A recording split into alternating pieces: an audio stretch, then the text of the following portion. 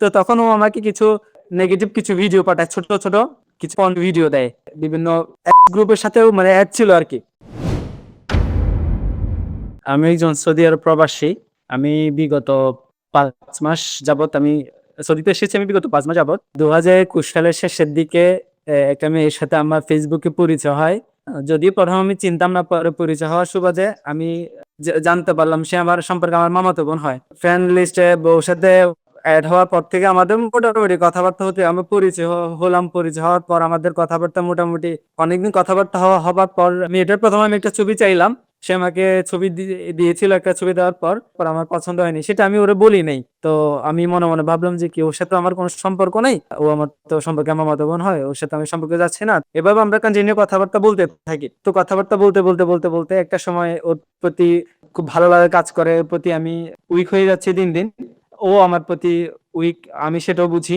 যাই হোক আমি ওরে প্রপোজ করি। প্রপোজ করার পর ও আমাকে ডিরেক্ট ১ম এ না করে দেয় যে, "আমি হারাম সম্পর্কে জড়াবো না।" এরপর এভাবে করতে, করতে ও কয়দিন কথাবার্তা বলে, আবার বলে না। এভাবে ও পরে রাজি হয়ে যায় এক পর্যায়ে। তো রাজি হওয়ার পর ২০২২ সালের শুরুর দিকে আমাদের সম্পর্ক শুরু হয় আরকি। আমাদের সম্পর্কটা খুবই ভালোভাবে যাচ্ছে। এভাবে সেভাবে করতে, করতে ও আমাকে অনেক, অনেক কিছু দিয়েছে। টাকা-পয়সা, তারপর হচ্ছে আমাকে পাঞ্জাবি, মানে অনেক কিছু দিয়েছে আমাকে। অনেক টাকার গিফট আমাকে সে দিয়েছে। আমি যতটুকু পেরেছি আমি দিয়েছি। ও মেয়েটা আমাদের পাশের এলাকারই ছিল। আমাদের মোটামুটি সময় সুযোগ হলে আমরা দেখা করতাম। আমাদের খুব ভালো একটা সময় যাচ্ছিল। ও আমাকে কথা দিয়েছে ও আমাকে কখনো ছেড়ে যাবে না।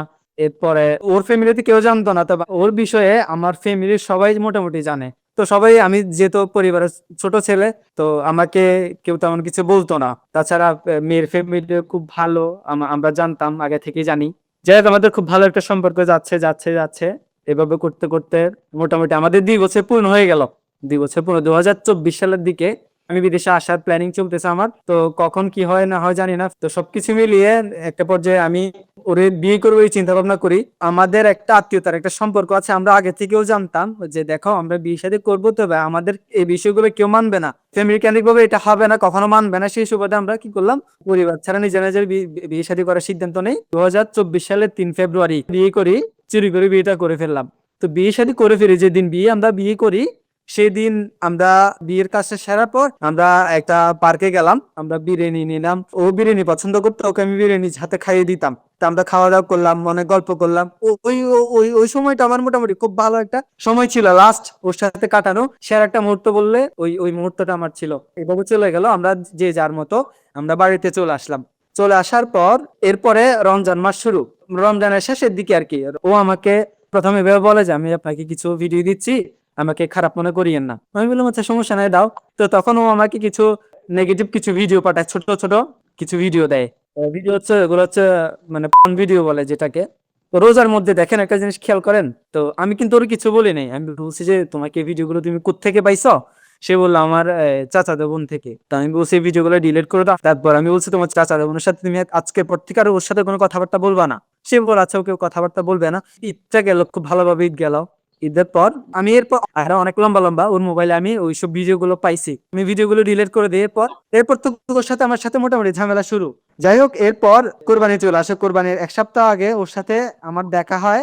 এরপরে আমরা একটা রেস্টুরেন্টে যাই, ফুচকা-টুচকা খাই। তখন ওর ফোনটা আমি হাতে নেই। হাতে নেওয়ার পর ভাই আমি যে জিনিসগুলো দেখি, ওরা তো খাচ্ছে ফুচকা, আমি খাইতে পারিনি। আমার মানে গলা দিয়া নামে নাই। ওখানে একটা আইডি পাইছিলাম আমি। ওখানে বিভিন্ন ছেলেদের সাথে উল্টাপাল্টা কথাবার্তা বলছে। বিভিন্ন ছেলেদের সাথে ছবি আদান-প্রদান, নেগেটিভ উল্টাপাল্টা ছবি, বিভিন্ন গ্রুপের সাথেও মানে এড ছিল আরকি। বিভিন্ন গ্রুপের মধ্যে সে বিভিন্ন ছেলেদেরকে ওর বিভিন্ন অঙ্গের ছবি পর্যন্ত দিছে। আমি ফোনটা নেওয়ার পর ওকে আমি তখন কি বলবো আমি বুঝতে পারছি না। বাড়িতে চলে আসি। আসার পর আপনি দেখেন আমার কি একটা অবস্থা হয়েছিল। আমি কিচ্ছু মনে করতাম না যখন আমি ওরে বিয়ে করেছি, সে আমার স্ত্রী। একটা ছেলে যখন এগুলা দেখে, বিয়ে হওয়ার আগে একটা আলাদা কথা ছিল। তখন একটা ছেলে কিভাবে থাকে, আমি মানসিকভাবে এতটাই ভেঙে গেছি, এতটাই বিপর্যস্ত বিধ্বস্ত হয়ে গেছি বলার মতো না। আমি না পারছি খাইতে, না পারছি আমার ঘুম, আমার কিচ্ছু নেই, আমার কিচ্ছু ঠিক নেই। এরপরে পাশাপাশি আরেকটা আইডি পাই আমি। আইডি ওটা থেকেও যা কথা করছে, সে বিভিন্ন ছেলেদের সাথে উল্টাপাল্টা কথা, বিভিন্ন আইডির সাথে এড ছিল। হ্যাঁ, এরপর আইডি গুলো বিভিন্ন বিভিন্ন ছেলেদের সাথে কথাবার্তা বলছে আরকি। তো অডিও কলও বলছে, ভিডিও কলও বলছে। এরপর আমি ওরে বলি যে দেখো আমাকে শিকার যাও। সে আমাকে কোনোভাবেই শিকার যাবে না। সে এমন একটা মেয়ে, মানে ১০০ তে ১০০ ওরে প্রমাণ না দেওয়া পর্যন্ত সে শিকার যেতে রাজি নাই। এরপর ওর সাথে আমার কি বলে এগুলো নিয়ে অনেক বাকবিতণ্ডা হয়, অনেক কথা কাটাকাটি হয়। এরপরে আমি কয়েকদিন পর ওরে নিয়ে আমি দেখা করতে যাই। পরে আমি আমার সাথে কোরআন শরীফ নিয়ে গেলাম। এই যে ওরে আমি কোরআন শরীফ ধরিয়ে আমি ওরে ওয়াদা করাই যে দেখো আমি তোমাকে কখনো কি শারীরিক সম্পর্কের জন্য ফোর্স করেছিলাম? কখনো তোমার ফোন চেক করেছিল? তুমি এই কাজগুলা কেন করলা? আমি হাতে পায়ে ধরে বসে বলছি, কেন এরকম করলা? আমি তখন পর্যন্ত তাকে টাচ পর্যন্ত করি নাই। আমি তুই তুকারি করতেছি ওরে। এরপর ওরে আমি বুঝাইছি। বুঝানোর পর আমি বলছি, যা হওয়ার হয়েছে দেখো, এগুলা করিও না তুমি। আমাকে অনেক কষ্ট দিছে, আর দিও না। সে আমাকে কোরআন শরীফ ধরে বলছে সে আর কখনো এইসব কিছু করবে না। তারপর আমি সবগুলো ডিলিট করে দেই। কোরআন শরীফ ধরে ওয়াদা করাই, ওয়াদা করানোর পর আমি চলে আসি। হ্যাঁ, সে বাড়িতে থাকতো না। সে আলাদা ছিল, আলাদা থেকে পড়াশোনা করতো। বান্ধবীদের মাধ্যমে তার মোটামুটি তার শিক্ষকদের মাঝে এটা কথাগুলো ছড়িয়ে যায়। এরপর সে পড়াশোনা করবে না, সে আমার সাথে পালিয়ে যাবে। পরে যাই হোক, আমি তো রাজি না। সে আমাকে অনেক জোর করতেছে, সে পড়াশোনা করবে না। সে আমাকে বলতেছে যে অনেক সমস্যা হচ্ছে আমাকে নিয়ে পালাই যাইতে। তো আমি কোনোভাবেই পালিয়ে যাওয়ার লোক না, কারণ তাদের ফ্যামিলি একটা মান সম্মান আছে। তো আমার অবস্থা তেমন একটা ভালো নাই। তো এরপর যে আমি ওদের বাসায় যাই, আমি মামাতো ভাই হিসেবে তার আম্মুকে যে কথাগুলো বুঝাইছি, তো ওর আম্মু যে ব্যাপারটা মোটামুটি সলভ করে। মোটামুটি আমাদের সম্পর্কে কথা সে তার আম্মু জানতো। তো বিয়ে শাদী করেছে এই বিষয়গুলা এখনো পর্যন্ত জানে না। ওর আম্মু আমাকে বলে কি ওর সাথে আর কোনো কথাবার্তা না বলতে। আমাকে অনেক বুঝাইছে দেখা কথাবার্তা না বলতে। এর পর্যায়ে মোটামুটি তারপর আমি সবকিছু ভুলে গেলাম। ওর সাথে আমি মোটামুটি কথাবার্তা হতে থাকে। মোটামুটি আগের তুলনায় আমাদের কথাবার্তা অনেক কমে গেছে। বিভিন্ন ছেলেদের সাথে তো আগে যা করা করেছে, এরপরে ওর ক্লাসমেট একটা ছেলের সাথে কথা বলতো, এমনি হাই হ্যালো কথাবার্তা বলতো, কোনো নেগেটিভ কথাবার্তা বলতো না। ও নোটের বিষয়ে কথাবার্তা বলবে। লাস্ট আমি বললাম আচ্ছা ঠিক আছে, যেহেতু সামনে পরীক্ষা, তুমি যেহেতু ওর সাথে কথাবার্তা বলবা, তো ওর সাথে তুমি কথাবার্তা বলো। যেহেতু ওকে আমি সন্দেহ করে ওর ছেলের সাথে কথাবার্তা বলতে আমি দিচ্ছি না, সেহেতু সে কি কি কথাবার্তা বলছে ও মেসেজে কনভারসেশন গুলো আমাকে ডিলিট করবে না, দেখাবে। তো সেই মেসেজ গুলো ডিলিট করে দেয়।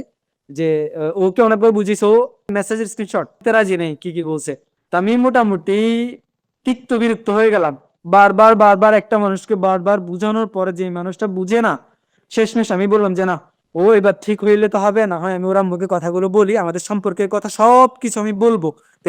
তারপরে দিনই ওর আম্মুর কাছে যাই, আমি বাসার মধ্যে যাই, ওদের বাসায় যাই। বাসায় যেয়ে এরপর ওর আম্মুকে বলি যে মামি দেখেন, ওর সাথে আমার অনেক বছরের সম্পর্ক। বর্তমান যুগে একটা মেয়ের সাথে একটা ছেলের একটা সম্পর্ক হতেই পারে। তা আমি কথাগুলো বলি। তা আমি ওরা সবকিছু দেখেছি যে আপনার মেয়ে এরকম এরকম করেছে। ওরা আমাকে একটা কথা বলে, আমার মেয়ে যা যা করার করেছে, তুমি আমার করতেছো কেন? তো তোমাকে তো আমি বলছি ওর সাথে কথাবার্তা না বলতে। এরপর আমি ওখানে আমি খুবই কষ্ট পাই। আমি বললাম যে মামি দেখেন, আমি কেন এমন করতেছি, একটা সময় আজ হোক বা কাল আমি আপনাকে বলবো, বুঝবেন আমি কেন এরকম পাগলামি ছাগলামি করতেছি। এরপর থেকে ও আমার সাথে টোটালি কথাবার্তা বলে না। তো ও আমাকে এরপর যে বলছে ছেড়ে দিতে, সে আমাকে বলে আর কি ডিভোর্স দিতে। আমি বললাম যে এটা তো কোনোভাবে সম্ভব না। এখন আমি বিগত ৫ মাস ধরে সৌদিতে আছি। আজকেও আমার সাথে টোটালি এখন কথাবার্তা বলে না। এই গত ১ মাসের মধ্যে আমাকে ২-৩ দিন কল দিছে, ৫-১০ মিনিটের মতো কথাবার্তা বলছে। এখন সে বলে কি, সে যে বিয়ে হয়েছে সেটাও অস্বীকার যায়। আমার কাছে সম্পূর্ণ কাবিননামার কাগজ প্রমাণ আগে আমার কাছে সবকিছুই আছে। এই যে বিয়ে হয়েছে ফ্যামিলির কেউ জানে না। আমি ওর আব্বু আম্মুকে কথাগুলো বলি যে মামা মামি, আমি আপনাদেরকে যথেষ্ট সম্মান এবং শ্রদ্ধা করি। সেই শ্রদ্ধা এবং সম্মান বজায় রেখে আমি আপনাদেরকে বলি, এই কথাগুলো তো সবগুলো শুনেছেন। তো এখন ওর সাথে আমার বিয়ে হয়েছে, যদিও শরীর সম্মতভাবে ওকে যদি অন্য কোথাও বিয়ে শাদী দেন, ওকে বিয়ে শাদী কোথাও ওর শরীর সম্মতভাবে বিয়ে হবেও না। আর আমি আপনাদের মান সম্মান রক্ষার্থে আমি ওরে নিয়ে পালাই যাই না। ও আমাকে বলেছিল বা আবেগের বশে চাইলে আমি ওরে নিয়ে পালিয়ে যাইতে পারতাম, কিন্তু আমি পালিয়ে যাই নাই। এই ভিডিওটা যারা দেখবে, আমি সবাইকে বলি যে এখন বর্তমানে আমার আদৌ কি করা উচিত, আমার করণীয় কি আমি নিজেও জানি না। এখন কি করতে পারি আপনারা আমাকে বলবেন। আমি এখনো পর্যন্ত চাই সে যে বিগত দিনে যা হওয়ার হয়েছে, আমি চাই সবগুলো বাদ দিয়ে সে অন্তত সরি বলে, যেহেতু আমাদের একটা বৈবাহিক একটা সম্পর্ক আছে, সে আমার কাছে চলে আসুক। আমি চাই যেহেতু ঝামেলা যা হওয়ার হবে আমরা পারিবারিকভাবে সেটা সমাধান করব। আপনারা এখন যে বলেন আমার আদৌ কি করা উচিত, সে আমার কাছে থাকবেও বলে না, থাকবে নাও বলে না। তার কথাবার্তার আগাম কথা আমি কিছু বুঝি না। তো এদিকে আমি যতটুকু শুনলাম ওকে বিয়ে দেওয়ার চেষ্টা করতেছে। তো আজকে শেষ ওর সাথে কথাবার্তা হয়েছে, সে আমাকে আজকে লাস্ট কথা বললো যেটা, সেটা হচ্ছে কপালে যা আছে তাই হবে। ও কি করবো উনি কিছু জানে না। এখন আমি আদৌ কি করবো আমি নিজেও জানি না, তবে আমি চাই সে ফিরে আসুক, যা হওয়ার হয়েছে সে ফিরে আসুক আমার সাথে, আগের মতো কথাবার্তা বলুক। আমি যেহেতু ওকে ভালোবাসি, আমি চাই আমাদের সম্পর্কটা সুন্দরভাবে টিকে থাকুক, আমি কোনো ঝামেলা চাই না।